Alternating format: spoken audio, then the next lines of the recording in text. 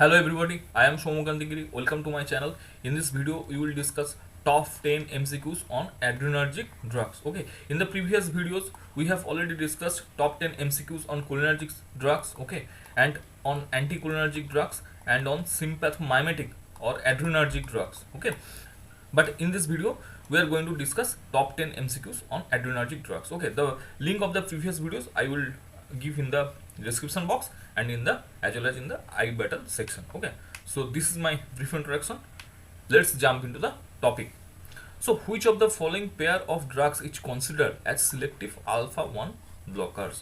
Examples are timolol, metoprolol, prazosin, formoterol, euhimbine. Okay, so all of you know that alpha 1 selective alpha 1 blockers are prazosin, terazosin, doxazosin. Okay, so answer will be your option B. Let's have a look on alpha blockers.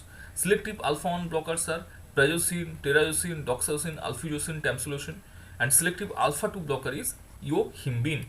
Coming to the next question, which of the following is not a cardioselective beta blocker? Options are bisoprolol, nebivolol, acebutolol, and pindolol. See, pindolol is not your cardioselective beta blocker, whereas these three drugs are cardioselective beta blockers. Coming to the beta blockers can be divided into non-selective and cardioselective. Cardioselective beta blockers are selective to beta 1 receptor, and beta 1 receptor is present in heart. Examples of cardioselective beta blockers are very, very important. In any exam, you can expect a question from these particular examples. Examples are metoprolol, atenolol, acebutolol, bisoprolol, esmolol, butaxolol, celiprolol, and nebivolol. Coming to the next question, topical application of timolol to the eye would be expected to induce which of the following effect? See, timolol is a drug in case of glaucoma. In glaucoma, your intraocular pressure is increased. That is increased due to the overproduction of aqueous humor or lesser outflow of aqueous humor. Okay, so in the treatment process, the drugs given in glaucoma, they can either reduce the secretion of aqueous humor or increase the outflow. So non-selective beta blockers like timolol, they can reduce the secretion of the aqueous humor, whereas latanoprost, prostaglandin analog, they can increase the aqueous outflow. So the answer will be here decreased formation of aqueous humor.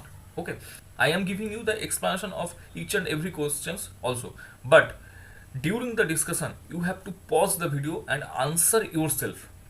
After that you will see the explanation. Okay, not before that. So what is meiosis and mydriasis? Meiosis and mydriasis means, see, this is the condition of eye in normal condition. Okay, in case of mydriasis, the eye opening is increased. That is increased, that can be increased by atropine or any antimuscarinic drugs. Okay, and in case of meiosis, the eye opening is decreased. So coming to the next question, the bladder, trigone, and prostatic muscles are relaxed by. Options are adrenergic alpha 1 agonist, adrenergic alpha 1 antagonist, adrenergic alpha 2 agonist, adrenergic alpha 2 antagonist. See, here answer will be adrenergic alpha 1 antagonist. Why? In the sphincter muscle, alpha 1 receptor is present. Okay.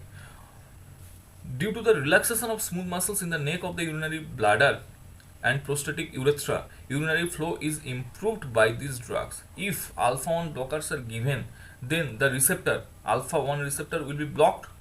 Alpha 1 will be blocked, and alpha 1 receptor is a type of GPCR, which is GQ coupled GPCR.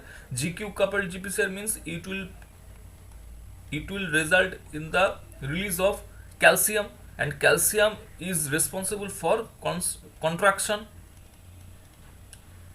Okay, if the alpha 1 receptor is not in action, then the contraction will not be there, so dilation will be there. So the opening of urethra will be dilated, will be increased. So that's why urine can be passed easily. Okay. In case of benign prostate hyperplasia or benign prostate hypertrophy, what is happening? Now, the size of prostate is increased and they are giving pressure on the urethra. So that's why the diameter of urethra is choked or closed. So to relieve that particular condition, we use alpha 1 blocker, alpha 1A blocker, especially tamsulosin.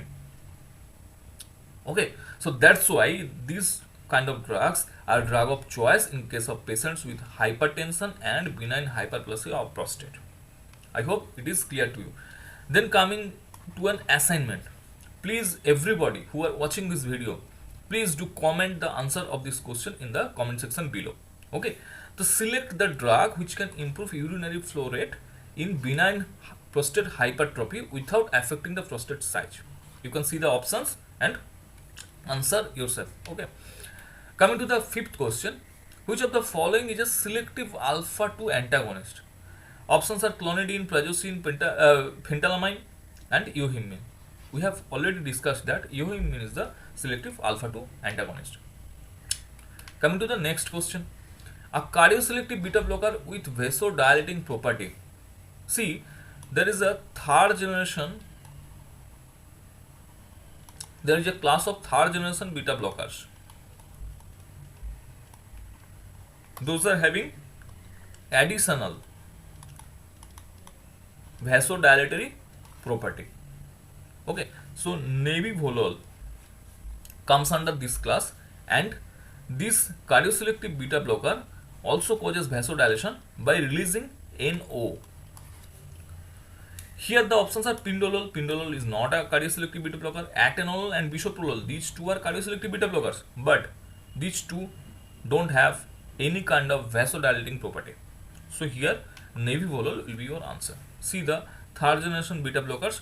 These are the drugs with additional vasodilatory property. Labetalol, carvedilol comes out of this class, and nebivolol. This can release the NO, and that's how it causes vasodilation. Coming to the seventh question, select ultra short acting cardioselective beta blockers. See, this is a very factual question. You have to remember all at once. Options are bisoprolol, timolol, sotalol, and esmolol. See, esmolol is the ultra short acting cardioselective beta blockers. It's a very factual question. You have to remember it. Nothing to understand in this question. Number 8. Select the beta adrenergic blockers that is primarily eliminated unchanged by renal excretion. Again, it's a very factual question. Options are propanolol, metoprolol, esmolol, and atenolol. Atenolol will be your answer. Atenolol is excreted mainly unchanged in urine, through urine. Okay, and it's a poorly lipid soluble drug. Coming to the ninth question, select the beta adrenergic blocker that has additional alpha 1 blocking property, vasodilation, and antioxidant properties. Okay, so beta blockers having additional alpha 1 blocking property, that means carvedilol. So carvedilol will be your answer. Carvedilol will be your answer, and labetalol, these two drugs having additional alpha blocking property. Coming to the last question, labetalol differs from propanolol. Propanolol is a non-selective beta blocker, and labetalol differs from propanolol in that it has additional alpha 1 blocking property. Yes. It has a selective beta 1 blocker. No. It does not undergo first pass metabolism. No.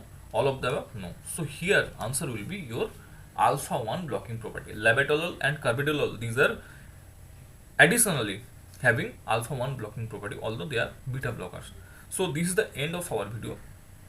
I hope all of you like the video. Please like, share, and subscribe our channel. Thank you.